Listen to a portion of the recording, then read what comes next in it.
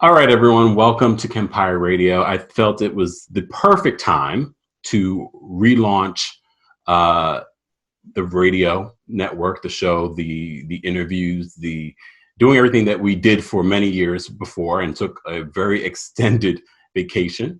And I felt my first guest was the perfect guest to launch this new type of conversation, this new type of show for the KEMPIRE Radio network, where we will be featuring not just this type of show, but hopefully many other personalities and shows here on the KEMPIRE Radio network. But please welcome, for the millionth time in conversation, Frank Silent Rivera.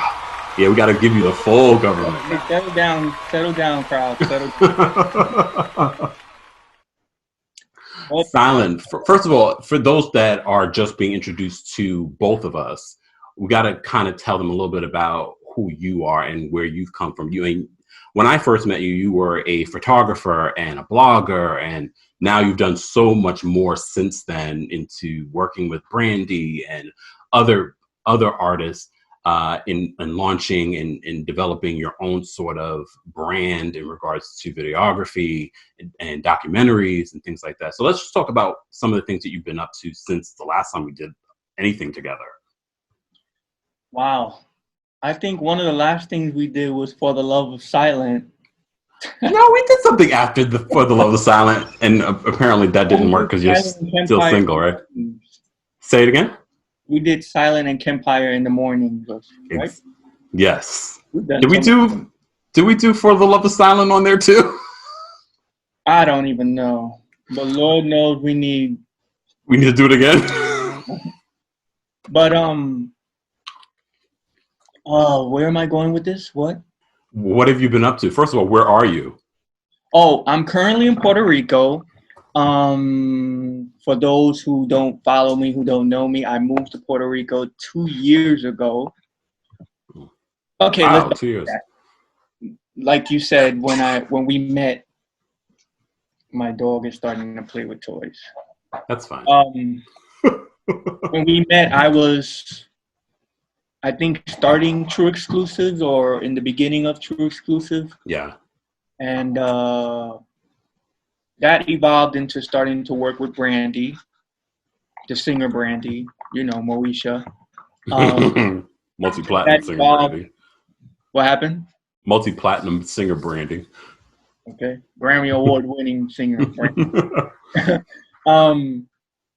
So that evolved into just, I went everywhere with her filming, like when she went overseas, Japan, London. Africa too, right? Africa, huh? What part of Africa do you guys go again? I forgot about that. Abidjan, the Ivory Coast. Wow. Yeah, beautiful place. And that led to me finding a love for filming and documenting, because that wasn't something I was originally into. Mm-hmm. I actually remember trying to find someone who could film or edit my videos because I wasn't even into filming. Like you said earlier in the intro, I was into photography. So anyway, I've developed this love for filming and documenting and just being a vessel to show someone's life or share their story with the world. And I wanted to do a documentary. Mm-hmm. Long story short, I got really depressed one year. This was around, what year was this? Like 5 years ago. You do the math.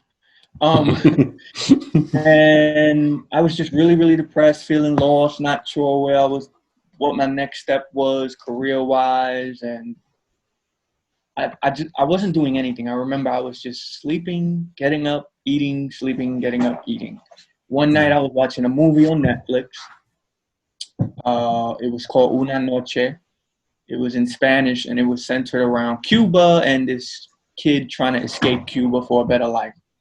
It was shot kind of like documentary style, and I just was like, wow, I would love to do something in Puerto Rico. I had never been to Puerto Rico. I went when I was like 2 years old, I think. I grabbed my laptop, started searching up Puerto Rico, crazy, 3 o'clock in the morning. And I found a little blurb about a place called La Perla, and it was just like no man's land. You cannot go in. If you go in, you're gonna die. Wow. I was like, I want to go there. And that little blurb, just I started looking up as much stuff I could find on La Perla, and I was just, oh my God, I was like, I have to get there. I have to tell this story. There has to be something positive in there. There has to be a reason why these people are trying to, at least the way I was taking it, they were protecting their community. Mm. Obviously, there was a chance I could have been wrong, but somebody kept telling me to do it. Long story short, I did a whole GoFundMe. People donated. I raised about $6,000 to get equipment, to get flights, to get accommodations, to get there, to film this documentary. It was supposed to be a 2-week documentary, and here we are 5 years later, and I'm still kind of filming it. And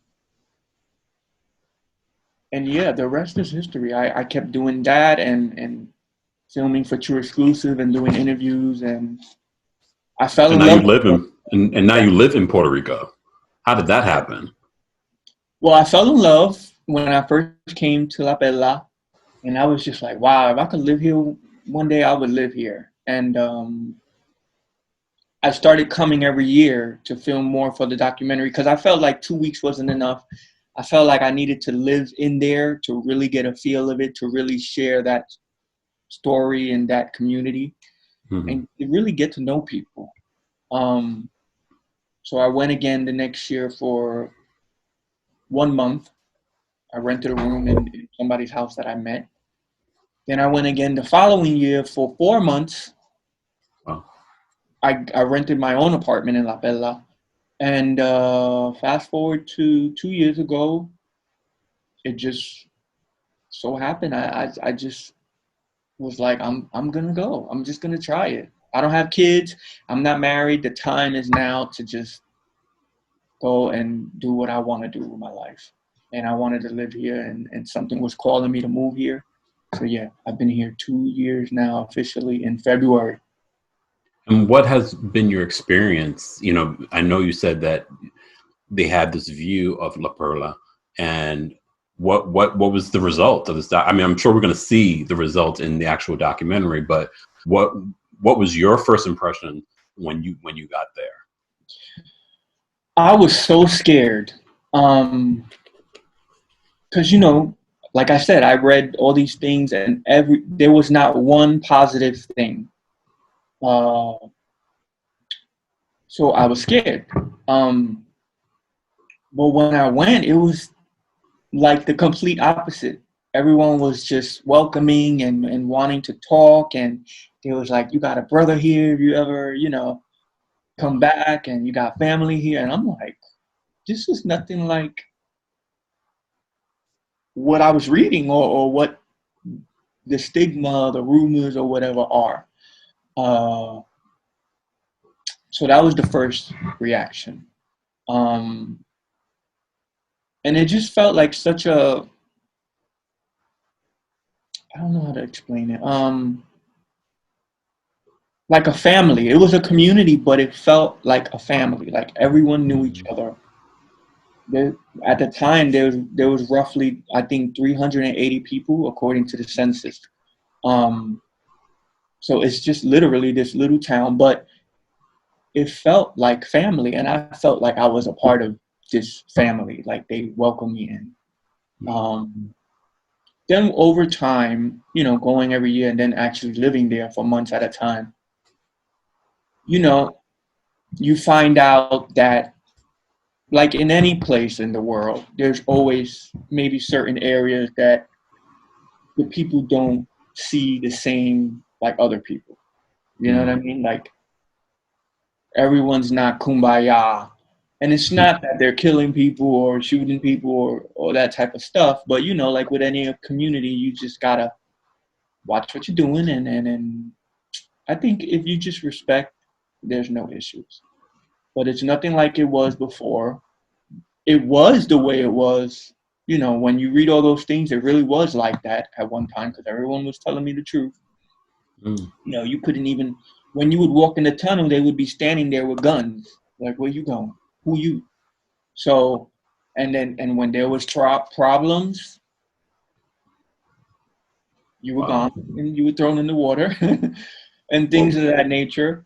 But yeah, it's evolved over time, and the community has been trying to show the change.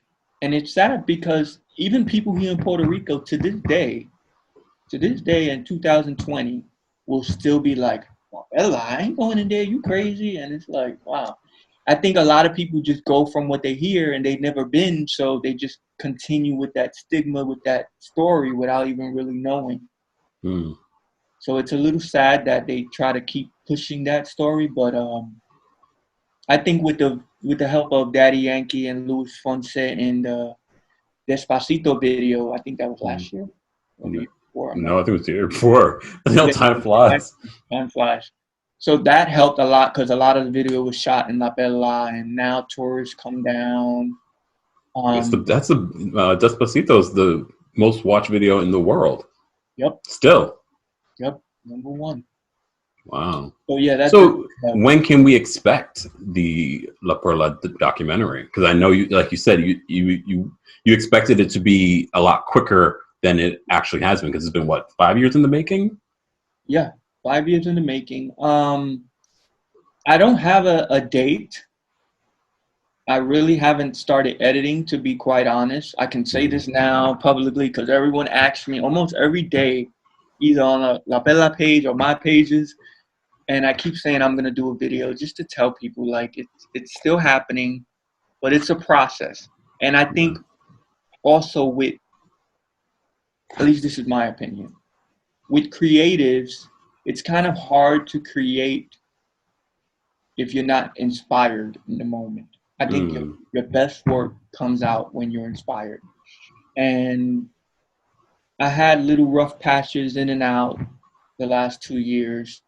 Um, I kind of got into a deep depression again. I started therapy and really trying to figure out what the issue is with all of that. Because like I mentioned earlier, that's how I started doing the documentary 5 years ago because of depression. Mm. So with all that being said, I am re-inspired again. And Has this quarantine inspired this? I'm not gonna lie, I have been quite surprised during this quarantine, but yeah. So I'm starting to piece together because you got to go through every footage, or Oh, should I say, like God. the footages. Mm-hmm. Um, you got to see every minute, every second, everything, and I've got 5 years worth of footage that I've got to go. Whew. And I've started, piecing together not piecing together, separating files with the stories of this person, that person, characters, and Mm. so I'm gonna go through that. And once I go through that, I'll start the editing, and divine timing, as they say. You mentioned depression a couple of times during this conversation. Do you think, because and I think anyone that's a fan of documentaries knows that you may set an intention of, oh, I'm going to release this in a year, but then 10 years later, I mean, you see with like the Tiger King, that was like a 5-year documentary. Do you think that you yourself will be a part of this story? I'm not sure. I've had that thought because, of course, I filmed myself too throughout, my journey and the things I was going through while in La Bella, outside of La Bella. So I'm not 100% sure. I've had those ideas, but I'm very much a person of, not to say I don't plan per se, because you got to plan to do certain things like the documentary. But I also kind of just let it flow and let the universe guide me to wherever I'm supposed to go, whatever I'm supposed to do, however it's supposed to be. Yeah. So with that said, I'm just gonna let it flow. If I belong a part of it, then I will. If not, that's fine too. Well, one of the things that, and I mentioned this to you when I was coming up with how we were going to return to KEMPIRE Radio. And one of the things that I love doing with all of the people that have been on KEMPIRE Radio over the last few years is have a conversation. I never wanted to be like question, answer, question, answer. And one of the things that I wanted to do was, if this was your last conversation, especially now in this day and age of quarantine and the coronavirus, I think a lot of people are thinking about their mortality. And although it may seem like a morbid topic, I also think it's an important topic to, in this very moment. I preface this to say, because I said to you before, I don't want you to really think about it. I think in the specific moment where we are having this conversation, if this was your last conversation, what would you want to talk about? Wow. I don't know. There's so many things. Love, dreams. What about love? Because we joked about doing the For the Love of Silent on the show, but I don't think we were. Although it was fun and was funny at the moment, I think we really were trying to find love for you. And I think that's always been sort of a theme, along with all the things and aspirations that you have. Love has also been a theme. So can we talk a little bit about that? Like, when you say love, what do you mean by love? By love, I mean, and I don't even mean for the love of silent kind of love. Mm-hmm. I don't mean love for me. I mean love for each other. Human to human love. I feel like, of course, people give love, show love, and all that through the years, but I feel like that was something that was missing a lot in the world, especially the last couple of years with social media. You see all these nasty videos, people filming people getting beat up. You see people jumping. Remember the kid in the Bronx? Oh, damn.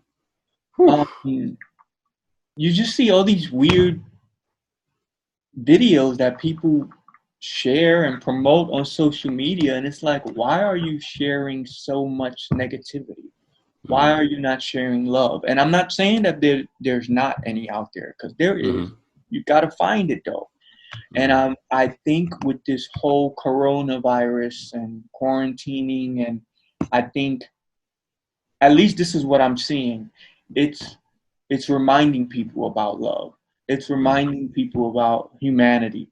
It's reminding people to be there for each other, to reach out and talk to people, to reach out and help people, to spread love, and even thinking, like, it's funny I said dreams, even thinking about dreams, like, wow, what if, like you're saying, this is the last conversation? What if this is my last week alive? Like, what do I want to do? What do I want to share? What do I want to give?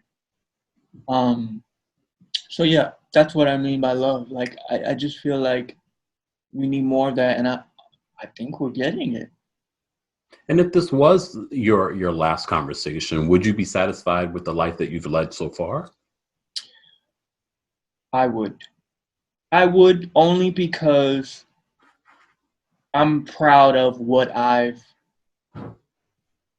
accomplished, what I've tried to accomplish, what I've put out there in the universe. Like, I try to be conscious of what I'm putting out, whether it's a video or a tweet or Instagram, a photo, whatever, a story, a project, even the interviews I do for True Exclusive, all those things changed a couple of years ago. Like, I didn't want to just do an interview like, oh yeah, tell me about your album. Okay, no. Let's talk about, have you ever been depressed? Have you ever, what did you do to get through that? Because there's other people out there who are watching this who could maybe get something from just a little blurb that you say. So I think I would be satisfied with, what was the question? If this was your last conversation, what would you be satisfied with what you've accomplished in your life? Yeah. I honestly would. I'm proud of myself. And is there one moment that stands out to you? To say that, huh? Is there a one specific moment or moments that stands out to you? Wow. Wow. That's a deep question. There might be a part two to this. I don't know. I will say my brand.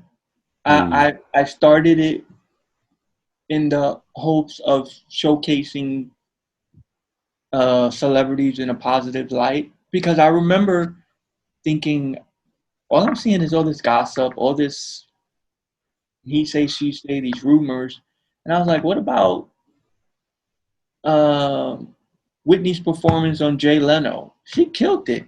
What about mm. Mariah's #1 album this week? That's dope.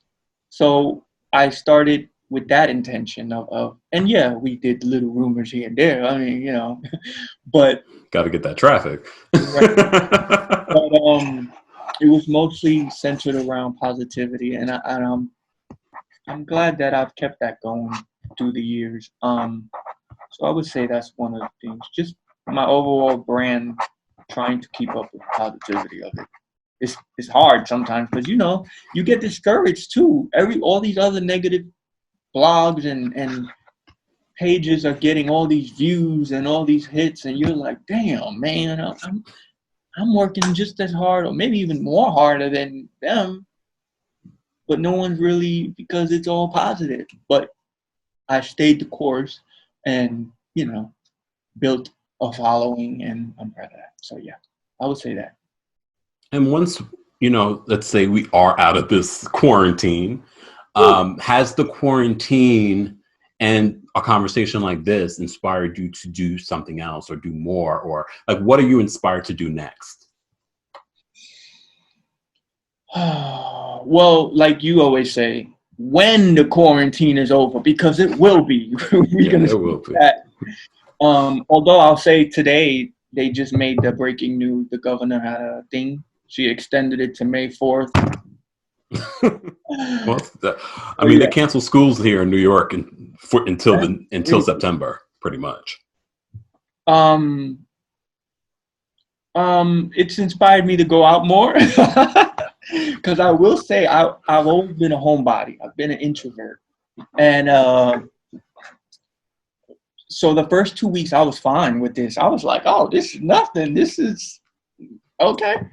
But then after that, I'm like, oh my god, I need to see humans. I need to see, because even if I'm not interacting, if I go to the mall, I'm people watching, and it's just a aura, a feeling. You know what I mean? It's just a different thing. Now when I'm walking my dog, there's nobody, and you don't feel anything. It's just nothing, and it's like what?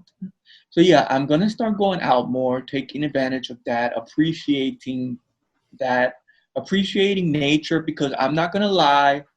I mean, I would always appreciate my surroundings, but I noticed in these walks lately, I've been appreciating it way more. Mm. Um, the animals, the fly, even the mosquitoes. I'm appreciating mosquitoes. Like what's happening? Um, and just connecting with people more. Since I'm always like to myself, even with Mm. family. I wasn't always like reaching out. I Mm. think I'm gonna do that more as well. Now I think I will.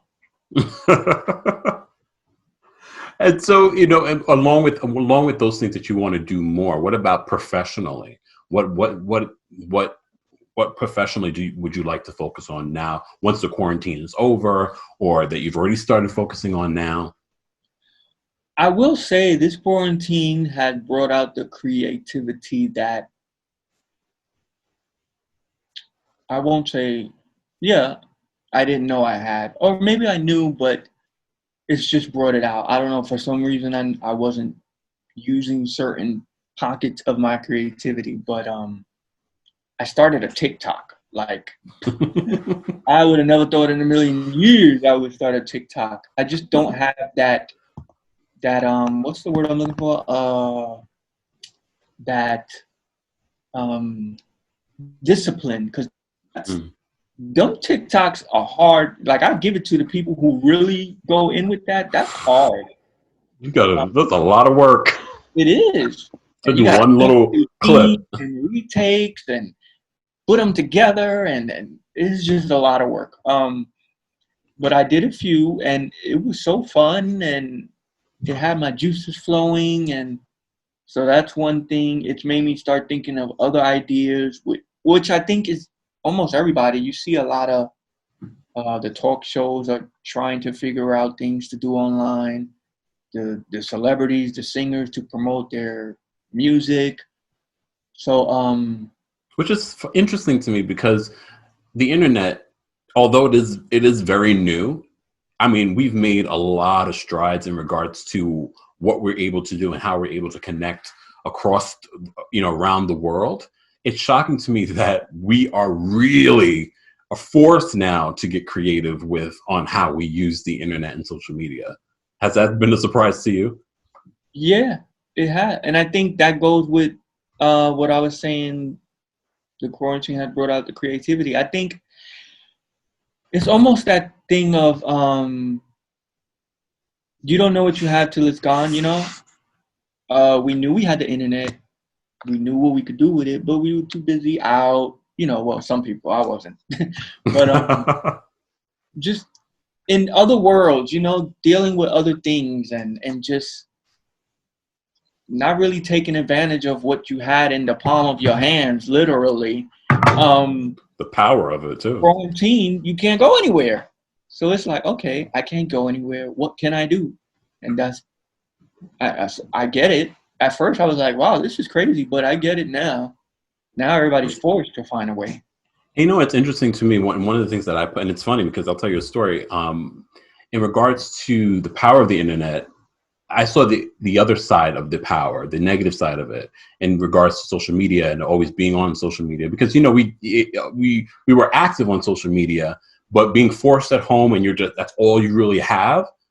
I really, although I was still, look through things and whatnot, I really limited on how much I read into what other people were saying and doing. Of course, I would post things or share things, but I really started to limit my time on social media. And it made a dramatic effect on how I felt about my life, myself, the world.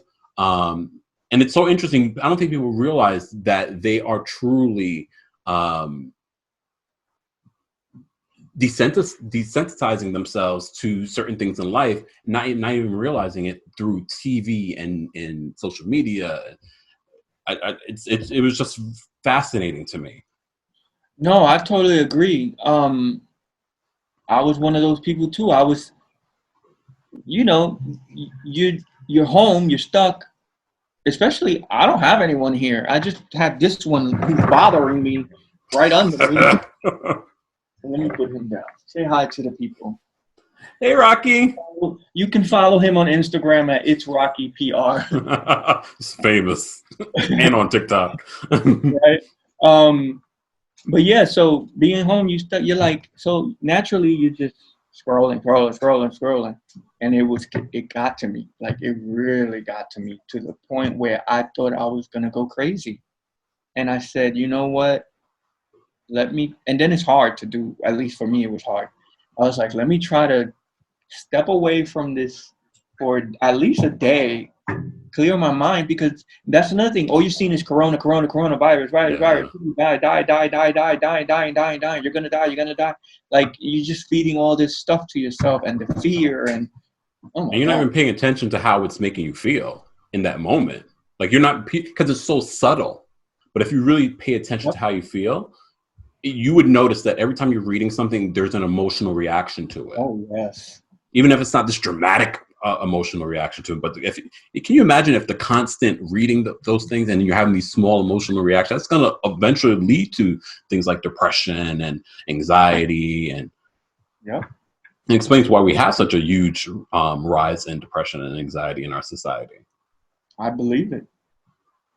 I mean, so as I said before, if this was your last conversation, what would you want to talk about? What would be the last thing that you would want people to know about you, or the last thing that you would want to tell the world? Woo. Wow.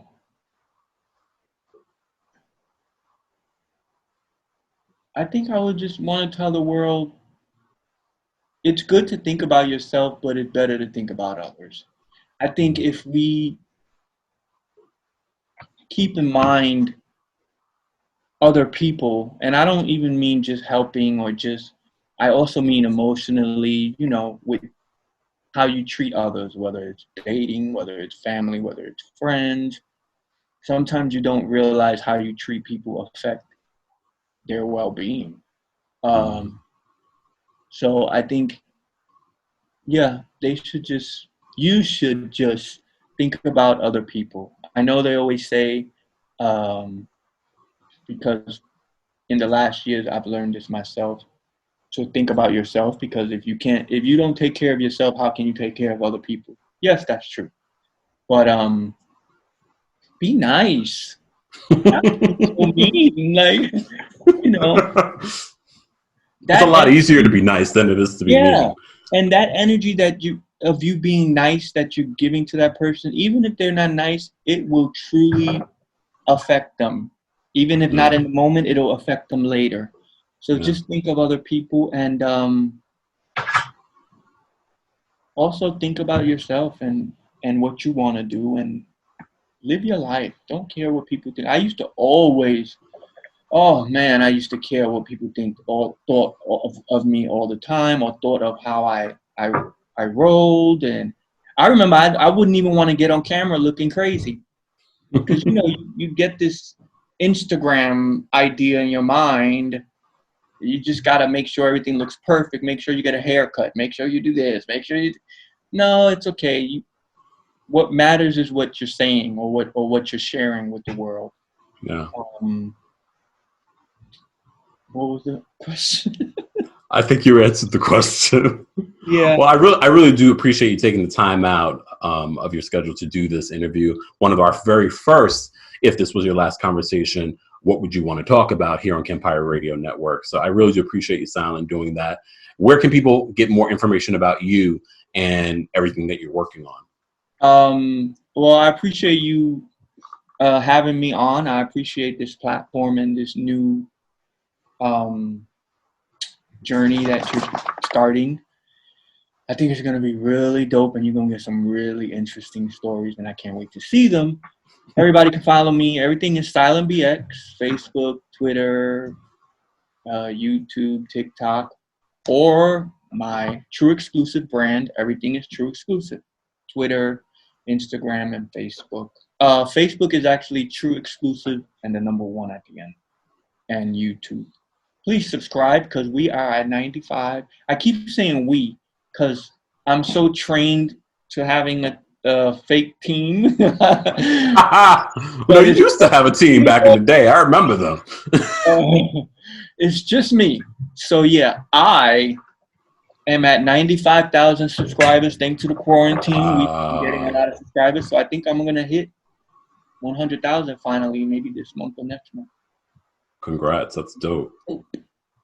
So make sure you guys are following Silent on all of his social media. And we are looking forward to that documentary, hopefully in the next year or two. The next year, I'm gonna put that out there. Thanks, Silent. We appreciate you so much.